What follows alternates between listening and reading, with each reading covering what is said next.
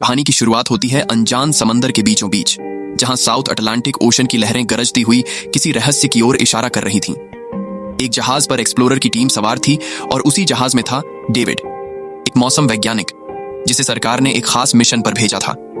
उसका काम था उस रहस्यमयी द्वीप के बदलते मौसम का पूरा साल तक निरीक्षण करना और वहां के वातावरण का हर एक डेटा रिकॉर्ड करना।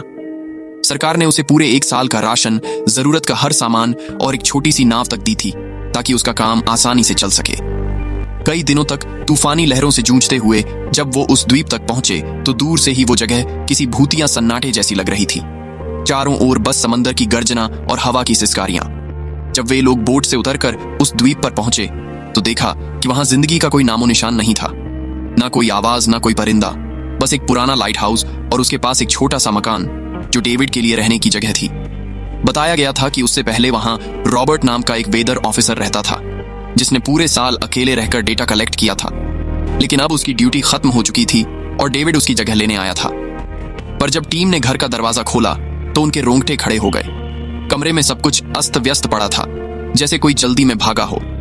दीवारों पर धूल जमी थी और हवा में सड़ांत की गंध फैली थी।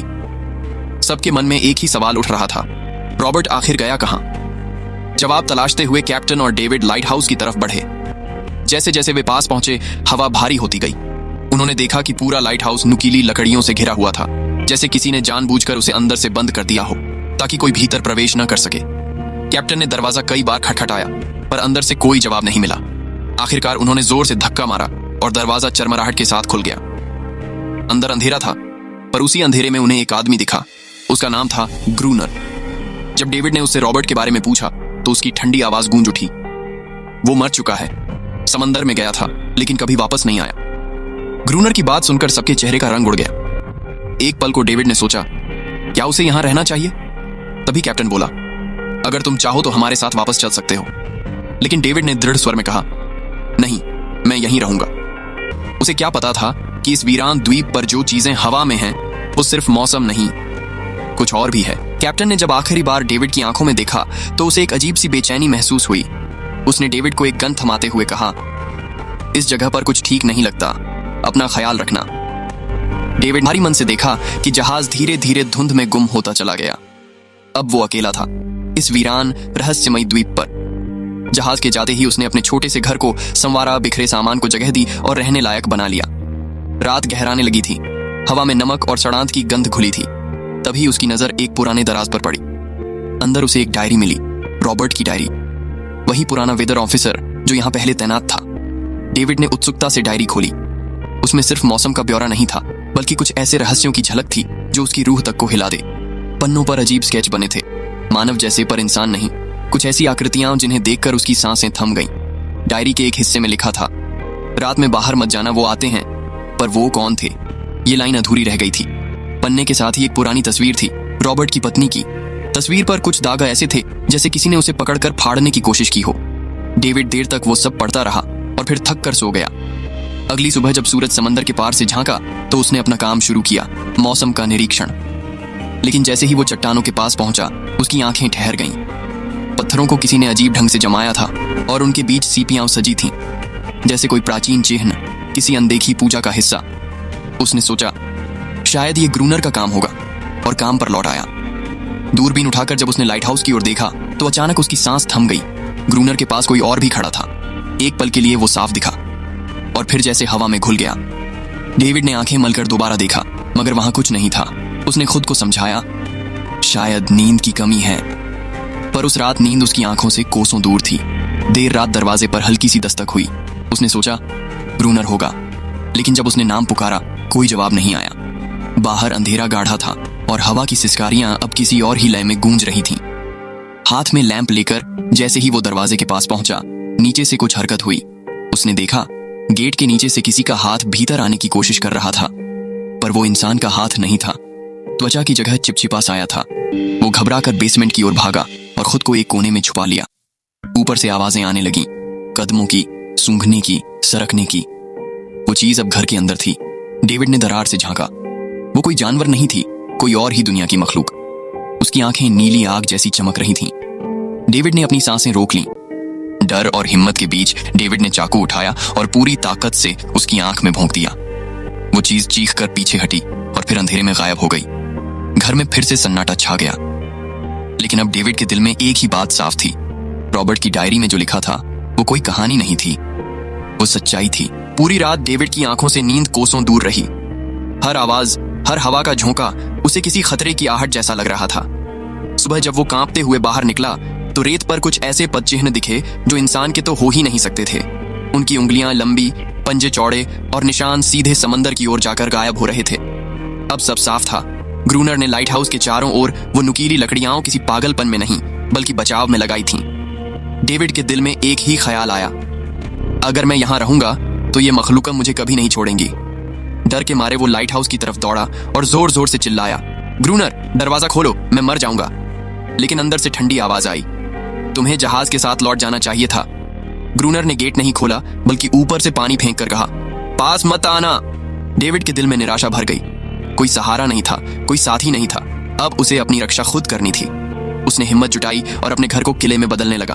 हर खिड़की को मोटी लकड़ी से बंद कर दिया, चारों ओर नुकीले डंडे गाड़ दिए और दरवाजे के पास पुराने कागजों और किताबों को तेल में भिगो कर रख दिया ताकि वक्त आने पर आग से बचाव किया जा सके। उसी तैयारी के बीच उसे एक पुराना लोहे का बॉक्स मिला, जिसे खोलते ही उसकी आंखों में चमक आ गई। अंदर एक गन थी और ढेर सारी गोलियां। डेविड के भीतर एक उम्मीद फिर से जाग उठी, शायद मैं आज की रात बच जाऊं। सूरज धीरे धीरे समंदर में डूबने लगा और उसके साथ डेविड की सांसें भारी होने लगीं। अंधेरा गहराते ही वो बस दूर लहरों की गर्जना गूंज रही थी। तभी अचानक एक अजीब आवाज आई, जैसे कोई रेत पर रेंग रहा हो। उसने धीरे से खिड़की के पास जाकर बाहर झांका और जो देखा उससे उसका खून जम गया। समंदर की लहरों से दर्जनों नहीं, सैकड़ों अजीब जीव बाहर आ रहे थे। वही जो उसने रात को देखा था, नीली आंखें, गीली चमड़ी और तेज पंजे, वो सब उसकी ओर बढ़ रहे थे। डेविड ने घबराकर बंदूक तान दी और फायरिंग शुरू कर दी। कुछ चीखें गूंजी, कुछ शरीर रेत पर गिर पड़े, लेकिन बाकी क्रिएचर्स अब और भी ज्यादा गुस्से में थे। वो मिलकर घर का दरवाजा तोड़ने लगे। डेविड ने तुरंत अपने प्लान के मुताबिक दरवाजे के पास रखे कागजों और किताबों में आग लगा दी। पल भर में लपटें उठीं और उस आग की चमक देखकर वो जीव डर के मारे पीछे हट गए, फिर धीरे धीरे समंदर में लौट गए। डेविड ने राहत की सांस ली, लेकिन वो नहीं जानता था जिस आग ने उसे बचाया था वही अब उसकी दुश्मन बनने वाली थी। आग धीरे धीरे दरवाजे से दीवारों तक फैल गई, क्योंकि पूरा घर लकड़ी का था। धुआं चारों ओर फैलने लगा और लपटें छत को चाटने लगीं। डेविड ने बिना वक्त गंवाए एक गीली चादर में खुद को लपेटा और जलते घर से बाहर छलांग लगा दी। लपटों के बीच से निकलकर वो हांफता हुआ लाइट हाउस के पास पहुंचा और एक बड़े पत्थर के पीछे छिप गया।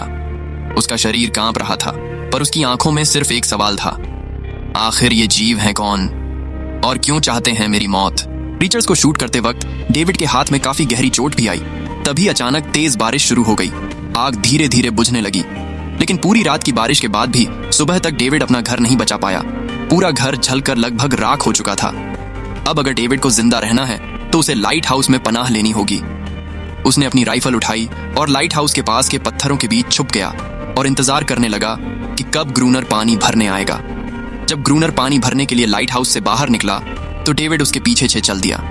लेकिन तभी अचानक एक अजीब सा क्रिएचर जो ग्रूनर के पास ही था, उसने डेविड पर हमला कर दिया। लेकिन किसी तरह करके डेविड ने उसे काबू कर लिया। वह क्रिएचर ग्रूनर का रक्षक था। जब वह उसे शूट करने वाला था तो ग्रूनर ने तुरंत डेविड को रोका और कहा, रुक जाओ, यह मेरा पालतू है।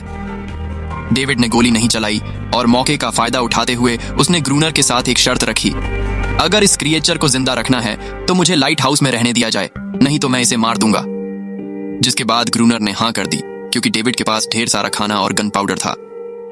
शाम होने से पहले दोनों बचा हुआ खाना लेकर लाइट हाउस लौट आए और वह दोनों आराम से सो गए। अगली सुबह वो क्रिएचर चुपचाप डेविड का हाथ चाट रहा था। जब डेविड नींद से जागा तो उसने देखा कि इस क्रिएचर के चाटने की वजह से उसका हाथ पूरी तरह से ठीक हो चुका है। यह सब देखकर डेविड हैरान हुआ। डेविड अब क्रोनर से इस क्रिएचर के बारे में और जानना चाहता था और फिर यह सब दुनिया के सामने लाना चाहता था, क्योंकि यह किसी जादू से कम नहीं था। डेविड ने सोचा, अगर इस क्रिएचर का राज दुनिया के सामने हम लाते हैं तो डेविड और क्रोनर दोनों बहुत सारा पैसा और नाम कमा लेंगे। लेकिन क्रोनर को यह सब नहीं चाहिए था। वह इस आइलैंड से कहीं नहीं जाना चाहता था। क्रोनर का अब इस दुनिया में कोई नहीं बचा था। उसके लिए यह आइलैंड परफेक्ट था, जहां वह अपने आप को एक किंग समझता था और अपनी मर्जी का मालिक। इसी वजह से उसने आइलैंड के कई हिस्सों में लिख दिया था, क्रोनर यहाँ का बादशाह है। लेकिन डेविड को यह समझ नहीं आ रहा था कि यह अजीब सी क्रिएचर क्रोनर की फालतू कैसे बनी। तो क्रोनर ने बताया कि एक बार क्रोनर ने उसकी जान बचाई थी। वो गलती से उसके फिशिंग नेट में फंस गई थी। तब यह क्रिएचर छोटी थी और उस दिन के बाद से वह क्रोनर के साथ ही रह गई। उसकी हर बात माननी शुरू कर दी। लेकिन क्रोनर एक सख्त इंसान था। वो इस क्रिएचर के साथ बहुत बुरा बर्ताव करता था। क्रोनर ने धीरे से बताया कि यह रिश्ता सुनसान द्वीप का नहीं, उसके और उस क्रिएचर का था। एक बार उसने उसे जाल से बचाया था और बदले में उसने उसे अपना गुलाम मान लिया था। पर वो गुलामी किसी प्यार की नहीं बल्कि जरूरत और डर की थी। और क्रोनर की क्रूर सजाओं ने उस पर ऐसा प्रभाव छोड़ दिया कि वो उसकी हर आज्ञा मानने लगी। क्या तुम सोच भी सकते हो कि किसी जानवर को इतना तोड़ दिया जाए कि वह अपनी अस्मिता तक भूल जाए? क्या यही इंसानियत की परछाई नहीं होती? इसलिए ही हर रात समंदर से उन हजारों प्राणियों का जुलूस निकलता था। वे अपनी साथी को छुड़ाने आते थे, पर क्रोनर किसी भी तरह से ऐसा होने नहीं देता था। दिन की रोशनी उनकी त्वचा जला देती है, इसलिए वे सूरज की किरणों में हमला नहीं कर पाते। डेविड अब और ठहरना नहीं चाहता था। उसकी मुहिम बस बचकर निकलने की थी। लेकिन शाम होते ही क्रोनर उसे तैयार करता हुआ बोला, गन पकड़ो, क्योंकि वे कभी भी आ सकते हैं। लाइट ऑन करने के बाद समुद्र से सूनेपन में हलचल सी हुई और लहरों से चीखती परछाइयां उभर आईं। क्रोनर लगातार फायर करता रहा, पर डेविड का दिल थर्रा गया। वह अंदर की ओर खींचने लगा और एक कोने में चुपचाप बैठकर भय से बेसुध हो गया। उसकी गर्दन से गर्म सांसें निकल रही थीं और कुछ ही क्षणों में वह बेहोश हो गया। पूरा रात क्रोनर अकेला मैदान में खून से लथपथ होकर लड़ता रहा। अगली सुबह क्रोनर ने डेविड को पानी से जगाया और कठोर आवाज में कहा, अगर तुम जिंदा रहना चाहते हो तो इनकी जान लेनी सीखो, वरना लाइट हाउस से निकाल दिया जाएगा और तुम्हें मेरी हर बात माननी होगी। तुम्हें रोज पानी भरना होगा, लाइट हाउस के काम करने होंगे और रात भर मेरी गार्ड ड्यूटी करनी होगी। अब डेविड के पास कोई रास्ता नहीं बचा। वह मजबूरन मान गया, पर एक बात उसे सताती रही कि जो क्रूरताएं क्रोनर उस फीमेल क्रिएचर के साथ करता था वह कभी मंजूर नहीं हुई। हर रात जब वे फिर गार्ड पर खड़े होते और क्रिएचर समुद्र से निकलकर आते तो इस बार कुछ बदल गया। डेविड ने डर को पीछे धकेलकर खुद पर भरोसा किया और गोली चलाने लगा। लेकिन आज क्रोनर तमाशा नहीं कर रहा था। उसने गेट बंद करके चुपचाप छोड़ दिया ताकि डेविड अकेले सीख सके लड़ना कैसे होता है। उस रात वह लड़ते रहे और सुबह जब क्रोनर ने देखा तो डेविड गेट के बाहर खून से लथपथ बैठा था। पर अब वह अकेला कोई डरपोक नहीं था। उसने सीख लिया था कि इन साए दूध से कैसे जूझना है और समय धीमे धीमे गुजरने लगा। रातों को इन क्रिएचर से लड़ते हुए और दिन में क्रोनर के लाइट हाउस के काम संभालते संवारते डेविड की दुनिया धीरे धीरे एक तंग और बंद घर बन चुकी थी। हर पल उसके जहन में बस यही चल रहा था कि कब यह कैद छोड़कर फिर से सांस ले पाएगा। समय के साथ उसके और उस फीमेल क्रिएचर अनारियस के बीच एक अनकही दोस्ती बन गई थी, जो उसे पहले अजीब लगती थी, पर अब उसे उसके अकेलेपन का दर्द समझ आने लगा था। शायद अनारियस भी उसी अकेलेपन की तरह महसूस करती थी। डेविड ने उसे अनारियस नाम दिया और उसी नाम में एक तरह की नरमी ढूंढ ली। कुछ दिनों के बाद उन्होंने देखा कि क्रिएचर्स के हमले कम होने लगे। डेविड ने सोचा कि शायद सर्दियों में वे कहीं और चले जाते हैं या उन्हें समझ आ गया है कि बार बार लड़ने से कुछ हासिल नहीं होगा। पर क्रोनर ने सख्ती से कहा कि यह धोखा है, वे लौट कर आ रहे हैं और अब उनकी संख्या बढ़ती जा रही है। एक शाम डेविड और क्रोनर ने खाली समय में चेस खेलना शुरू किया, पर खेल में इतनी मशगूलता में वे लाइट ऑन करना ही भूल गए और अंधेरे का फायदा उठाकर क्रिएचर्स ने उस पर हमला कर दिया। डेविड ने देखा कि इस बार उनकी संख्या इतनी अधिक थी कि दो इंसान मिलकर भी टिक नहीं सकते थे और उनके पास गोला बारूद भी लगभग खत्म हो चुका था। किसी तरह चिल्लाते हुए और लड़ते लड़ते वे लाइट हाउस की छत तक पहुंचे, पर इस बीच क्रोनर के पैर में गहरी चोट आ गई। वे दोनों सोचने लगे कि शायद आज उनकी आखिरी रात है। लेकिन जैसे तैसे सुबह का सूरज उगा और क्रिएचर्स वापस समुद्र की ओर खिसक गए। धूप निकलते ही अनारियस चुपचाप क्रोनर के जख्म को चाट कर ठीक करने लगी, पर यह अनुभव डेविड के दिल में एक नई हकीकत उभरने के लिए काफी था। वह समझ चुका था कि ये प्राणी लगातार लड़कर हरगिज जीत नहीं पाएंगे। गोला बारूद कम होता जा रहा था और खाने पीने का सामान भी लगभग खत्म होने के कारण दोनों की हालत दयनीय थी। अगले दिन जब डेविड घर के बाहर घूम रहा था तो उसने दूर समुद्र में एक जहाज देखा। वह जल्दी से फ्लेयर गन लेकर जहाज की ओर सिग्नल देने भागा, पर तभी क्रोनर ने उसे रोक दिया, क्योंकि वह नहीं चाहता था कि डेविड इस द्वीप को छोड़कर चला जाए। उसी क्षण अनारियस ने अचानक क्रोनर पर हमला कर दिया। वह क्रोनर से डेविड को बचाना चाहती थी। क्रोनर ने सख्ती से हर किसी को यहां से जाने नहीं देना सीखा हुआ था। यह उसका साम्राज्य था और वह कहीं नहीं जाना चाहता था। अब सवाल उठता है, डेविड के सामने क्या विकल्प बचे हैं? क्या वह अनारियस की मदद करेगा जो उसे बचाने आई, या क्रोनर की हुकूमत से भागने का कोई और रास्ता निकालेगा? यह द्वीप क्रोनर के लिए अपनी पूरी दुनियाओं बन चुका था। यहाँ वह राजा की तरह हुकूमत चलाता था और डेविड को जाने नहीं देता था।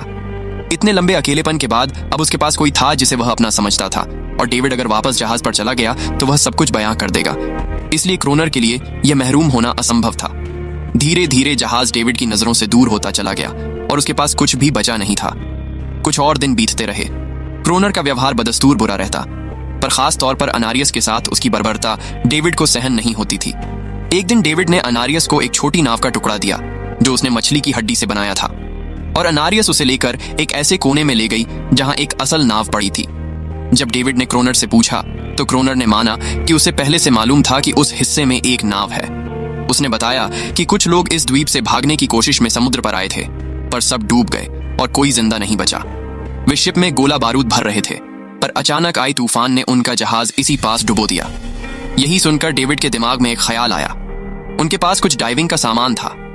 अगर कोई पानी में जाकर उस डूबे जहाज तक पहुंचकर वहां से गोलियां या डायनामाइट निकाल लाए तो शायद उनके पास लड़ने के लिए पर्याप्त हथियार आ सकें। क्रोनर पहले इन बातों से इनकार करता रहा, पर धीरे धीरे वह मान गया। डेविड और क्रोनर दोनों बोट में बैठकर उस डूबे हुए जहाज तक पहुंचे। डेविड ने डाइविंग सूट पहना और समुद्र की गहराई में उतर गया। नीचे पहुंचते ही उसने देखा कि जहाज पूरी तरह टूट चुका है, लेकिन उसकी किस्मत अच्छी थी कि उसे कुछ डायनामाइट के डिब्बे मिल गए। तभी अचानक कुछ क्रिएचर्स उसके सामने प्रकट हो गए। डेविड घबरा गया और संतुलन खोते हुए नीचे गिर पड़ा। डाइविंग सूट भारी होने की वजह से वह हिल भी नहीं पा रहा था और क्रोनर को सिग्नल भेजना भी असंभव था। क्रोनर को लगा कि शायद क्रिएचर्स ने डेविड को मार दिया है, लेकिन हकीकत में सामने आए क्रिएचर्स केवल 2 छोटे बच्चे थे। डेविड ने कठिनाई से अपना सूट वहीं छोड़ दिया और सतह तक खुद को पहुंचाया। वहां उसे कुछ पुराने बॉक्स मिले जिनमें डायनामाइट भरी थी। इसके बाद दोनों ने तुरंत काम शुरू किया और लाइट हाउस के आसपास 2 लेयर्स में डायनामाइट बिछा दी ताकि अगला हमला होने पर मॉन्स्टर्स को एक साथ खत्म किया जा सके। कुछ महीने बीत गए और बर्फबारी का मौसम आया, लेकिन क्रिएचर्स अचानक गायब हो गए। अटैक पूरी तरह बंद हो गया। ऐसा लगा जैसे उन्हें जाल का पता चल गया हो। क्रोनर को लगा कि शायद एनारियास ने उन्हें चेतावनी दे दी है और इसी वजह से वह क्रोनर पर जुल्म करने लगी। डेविड ने उसे रोकते हुए शांत किया और दोनों ने मिलकर नया प्लान बनाया, लाइट हाउस का मेन गेट खुला छोड़ने का, ताकि जैसे ही क्रिएचर्स पास आए डायनामाइट से उन्हें खत्म किया जा सके। डेविड ने चालाकी से एनारियास को लाइट हाउस के टॉप पर चीखने के लिए कहा। उसकी आवाज सुनते ही सभी क्रिएचर्स गुस्से से भड़क उठे। क्रिएचर्स ने देखा कि मेन गेट खुला है और उन्हें लगा कि यह अच्छा मौका है अनारियास को छुड़ाने का, पर असल में यह उनके लिए जाल था। कुछ ही देर में क्रिएचर्स समुद्र से बाहर निकल आए और सीधे मेन गेट की तरफ बढ़े। अंदर घुसते ही उन्होंने डेविड पर हमला किया। डेविड ने हिम्मत दिखाते हुए खुद को बचाया। जैसे ही क्रिएचर्स लाइट हाउस के पास पहुंचे, क्रोनर ने डायनामाइट का लीवर दबाया, लेकिन ब्लास्ट नहीं हुआ। असल में डेविड ने उसका कनेक्शन खोल दिया था और क्रोनर उसे दोबारा जोड़ना भूल गया। डेविड तुरंत ऊपर भागा और डायनामाइट के वायर जोड़ने लगा। तब तक क्रिएचर्स लाइट हाउस पर चढ़ने की कोशिश कर रहे थे, जिन्हें रोकना अब केवल क्रोनर के हाथ में था। जैसे ही डेविड ने कनेक्शन पूरा किया, वह पहला लेयर ब्लास्ट कर देता है, जिससे कई क्रिएचर्स धमाके में खत्म हो जाते हैं। लेकिन अभी भी काफी मॉन्स्टर्स लाइट हाउस पर हमला करने के लिए तैयार थे। इस वजह से क्रोनर दूसरा लेयर भी ब्लास्ट कर देता है। दोनों जोरदार धमाके में बेहोश हो जाते हैं। अगली सुबह जब दोनों होश में आए तो उन्होंने देखा कि एनारियास वहां नहीं थी। चारों तरफ मरे हुए क्रिएचर्स पड़े थे। क्रोनर उन सबको मार रहा था जो जख्मी हालत में जिंदा बचे थे। तभी डेविड की नजर उनमें से एक के गले में लटके नेकलेस पर पड़ी उस क्रिएचर को तड़पता हुआ देख डेविड को उस पर तरस आ गया और उसे अपनी गलती का एहसास हुआ। जिन क्रिएचर्स को वह अब तक खूंखार समझते आए थे, वे भी इंसानों जैसे थे, सिर्फ बोल नहीं सकते थे। लेकिन क्रोनर के लिए यह सब बेकार बातें थीं। उस दिन के बाद क्रिएचर्स फिर कभी अटैक नहीं कर पाए, लेकिन हर दिन समंदर के किनारे से रोने की आवाजें आती थीं। डेविड को अब तक नहीं पता था कि उन्होंने कितना बड़ा नुकसान कर दिया था। कितनी फैमिली टूट गई, कितने बच्चों ने अपने लोग खो दिए सिर्फ एक गलत फहमी की वजह से।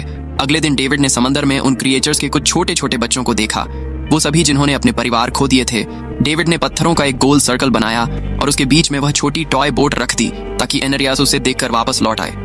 डेविड ने कई घंटे इंतजार किया, लेकिन एनारियास कभी वापस नहीं आई। सुबह नींद से जागने के बाद डेविड ने देखा कि क्रोनर सो रहा है। क्रोनर के पास कुछ पुरानी चीजें रखी थीं, उनमें एक पुरानी तस्वीर भी थी, और जैसे ही डेविड ने उस तस्वीर को देखा, वह हैरान रह गया। वह लड़की जिसका फोटो उसने पहले दिन पुराने ऑफिसर रॉबर्ट की डायरी में देखा था, वह कोई और नहीं बल्कि क्रोनर की पत्नी थी, और फोटो में क्रोनर उसके साथ खड़ा था। असल में 1 साल पहले आए वेदर ऑफिसर रॉबर्ट मरा नहीं था, बल्कि उसने अपनी पहचान बदल दी थी। यानी क्रोनर ही वेदर ऑफिसर रॉबर्ट था। उसने अपना नाम बदल लिया क्योंकि अब वह कभी इस आइलैंड को छोड़ना नहीं चाहता था। यह सब देखकर डेविड ने भी यह उम्मीद छोड़ दी कि वह कभी इस आइलैंड से जा पाएगा। अगले दिन शाम को जब डेविड समंदर के किनारे गया, उसने देखा कि उस सर्कल में रखी छोटी बोट अब वहां नहीं थी, लेकिन उसी जगह पर उसने एक क्रिएचर का छोटा सा बच्चा देखा जिसके हाथों में वह बोट थी। डेविड ने अपने हाथ में जलती हुई लकड़ी को उस सर्कल के बीच में फेंक दिया ताकि वह दिखा सके कि उसका इरादा लड़ने का नहीं है और उसे किसी को खतरा महसूस न हो। वह उनके साथ दोस्ती करना चाहता था। कुछ ही देर बाद समंदर की लहरों से एनारियस निकलती है और उसके पीछे पूरा क्रिएचर्स का ग्रुप भी समंदर से बाहर आता है, लेकिन इस बार कोई भी डेविड पर अटैक नहीं करता क्योंकि वे भी अब शांति चाहते हैं। उनका इरादा सिर्फ एक सुरक्षित जगह पाने का था अपने बच्चों के लिए, लेकिन तभी वहां क्रोनर हाथ में बंदूक लिए पहुंच जाता है। क्रोनर को लगता है कि अगर शांति हो गई तो उसे सबसे ऊपर होने का एहसास कैसे होगा। डेविड उसे समझाने की कोशिश करता है कि यह क्रिएचर्स लड़ना नहीं चाहते, ये शांति चाहते हैं, लेकिन क्रोनर किसी की नहीं सुनता। वो एनारियस से चिल्लाकर कहता है, अंदर चली जाओ। लेकिन यह पहली बार था कि एनारियस ने उसकी बात नहीं मानी, क्योंकि अब वह उसकी नौकरानी नहीं थी। ये देखकर क्रोनर को लगता है कि अब इस आइलैंड पर उसकी बादशाहत नहीं रही। क्रोनर खुद को अंदर से कमजोर महसूस करने लगता है, क्योंकि अब कोई भी उसका हुक्म नहीं मान रहा था। गुस्से में उसने लाइट हाउस की तरफ कदम बढ़ाए। डेविड को लगा शायद क्रोनर को अब समझ आ गया होगा कि हर एक जानवर आजादी चाहता है, कोई भी किसी का गुलाम बनकर नहीं जीना चाहता। लेकिन क्रोनर के सर से बादशाहत का भूत कहां उतरने वाला था। जैसे ही वह लाइट हाउस पहुंचा, उसने सिग्नल गन से एक फ्लेयर छोड़ी जो सीधा जाकर एक क्रिएचर के बच्चे से टकरा गई। उस बच्चे की तुरंत मौत हो गई। सभी क्रिएचर्स डर के मारे भाग गए और एनारियस ने भी डेविड पर अपना पूरा भरोसा खो दिया। गुस्से से पागल डेविड तुरंत लाइट हाउस की तरफ भागता है। क्रोनर को सबक सिखाने डेविड उससे लड़ने लगता है। क्यों किया तूने ये सब? ये लोग तो बस शांति चाहते थे। लेकिन क्रोनर इतना हिंसक हो चुका था कि उसने डेविड को मारने का फैसला कर लिया। वह हाथ में लोहे का रड लेकर जैसे ही डेविड पर वार करने जा रहा था, डेविड ने उसे उसके असली नाम से पुकारा और कहा, रुक जाओ रॉबर्ट, तुम खूनी नहीं हो। यह सुनकर क्रोनर एकदम रुक गया। असल में रॉबर्ट ऐसा इंसान कभी था ही नहीं। इस आइलैंड पर आने के बाद अकेले रहने की वजह से उसकी मेंटल हेल्थ बिगड़ चुकी थी। अकेलापन, अपनी पत्नी की मौत और गहरा डिप्रेशन, इन सब ने उसे ऐसा बना दिया था। वह असल में कोई किलर नहीं था, वह एक अच्छा इंसान था। क्रोनर को एहसास हुआ कि यह क्रिएचर्स कभी लड़ना नहीं चाहते थे, वे बस शांति चाहते थे। ग्रोनर ने उन्हें सिर्फ इसलिए मारा ताकि वह खुद को पावरफुल दिखा सके, और अब ग्रोनर को अपनी गलती का एहसास हो चुका था। इसीलिए उसने खुद को उन क्रिएचर्स के सामने सरेंडर कर दिया और कुछ ही पलों में उन्होंने उसे मार दिया। डेविड लाइट हाउस के अंदर खुद को लॉक कर लेता है। समय ऐसे ही बीतता चला जाता है और 1 साल बाद आइलैंड पर एक गवर्नमेंट अफसर आता है। साथ में एक नया वेदर ऑफिसर भी होता है। अब नए गवर्नमेंट अफसर ने इस आइलैंड पर वेदर मॉनिटर की ड्यूटी करनी थी। जब कैप्टन पिछले अफसर के बारे में डेविड से पूछता है तो डेविड भी वही बात करता है कि वह पानी की तरफ गया था लेकिन कभी वापस नहीं आया, और वेदर ऑफिसर को भी लगता है कि डेविड ही ग्रोनर है। डेविड ने भी उनकी इस गलतफहमी को ठीक नहीं किया। वह चुपचाप बालकनी पर गया और खड़ा हो गया बिना कुछ कहे, क्योंकि अब वह भी इस आइलैंड को छोड़ना नहीं चाहता था। बिल्कुल क्रोनर की तरह इसी दौरान एनारियस भी अपने परिवार के साथ खुश थी। अब उन्हें किसी क्रोनर जैसे आदमी का डर नहीं था। अब वे आइलैंड पर भी और समंदर में भी आजादी से जी सकते थे। इसी के साथ कहानी खत्म हो जाती है। अगर वीडियो अच्छा लगा हो तो एक लाइक जरूर करो और कमेंट में बताओ कि तुम्हें कैसा लगा। ऐसे ही मजेदार और दमदार वीडियो देखने के लिए TS मूवीज ऑफिशियल को सब्सक्राइब करो